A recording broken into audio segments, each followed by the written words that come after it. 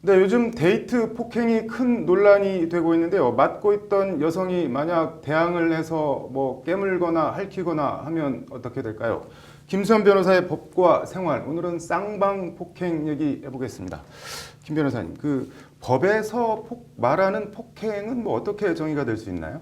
형법상 폭행죄에서 말하는 폭행은 사람의 신체에 대한 유형력을 행사하는 것을 말합니다. 네. 여기서 유형력의 행사라는 것이 사실 굉장히 다양한 형태로 네. 나타날 수가 있는데요. 네. 이제 대표적으로 구타를 하는 것이 해당이 될 수가 있고 또 네. 그 외에 뭐 침을 뱉는다든지 아니면 뭐 계속적으로 강한 소음을 가한다든지 네.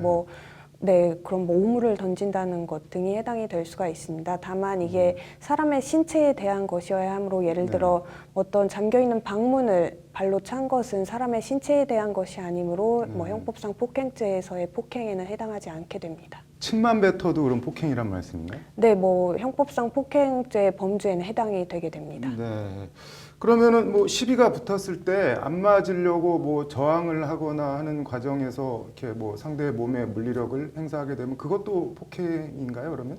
네, 원칙적으로 이 싸움이라는 것은 방어뿐만 아니라 공격 행위가 같이 수반이 되기 때문에 그런 시비가 붙었을 때는 쌍방 폭행으로 입건되는 것이 일반적입니다. 하지만 이제 자신의 행위가 정말 순수하게 단순히 방어 행위에 그친 경우에는 폭행죄로 처벌이 되지 않게 됩니다.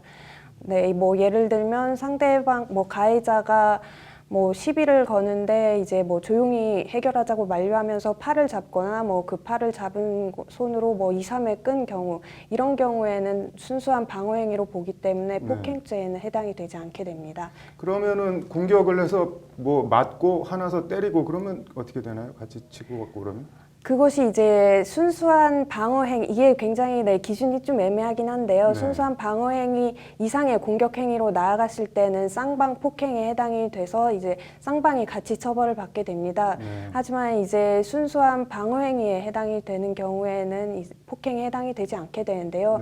그래서 이제 주의할 점이 예를 들어 상대방 원 가해자가 먼저 도발을 해서 시비가 붙었다고 해서 하더라도 그 방어 행위를 할 때 예를 들면 상대방이 공격 행위를 멈췄는데도 불구하고 계속적으로 방어 행위의 일환으로서 공격을 할 경우에는 이제 새로운 공격 행위에 해당이 될 수가 있고 원 가해자가 뭐 맨손으로 폭행을 했는데 나는 방어 행위를 하겠다고 방망이를 휘두른 경우에는 이제 새로운 공격 행위에 해당이 되게 됩니다. 네. 그러면은 공격을 하는 동안 방어 차원에서 하는 공격은 정당방위에 해당이 된다는 거네요.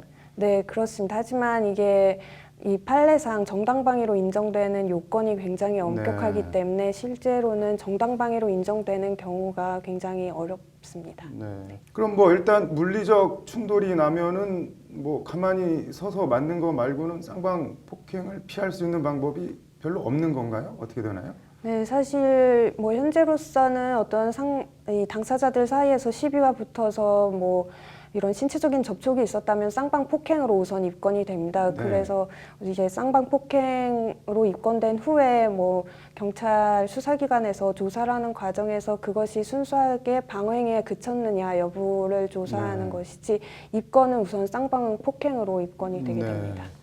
일단 이렇게 뭐 쌍방 폭행으로 입건을 하도록 한 거 뭐 이렇게 정한 이유나 뭐 취지 같은 게 있을까요? 왜 이렇게 해놓은 걸까요?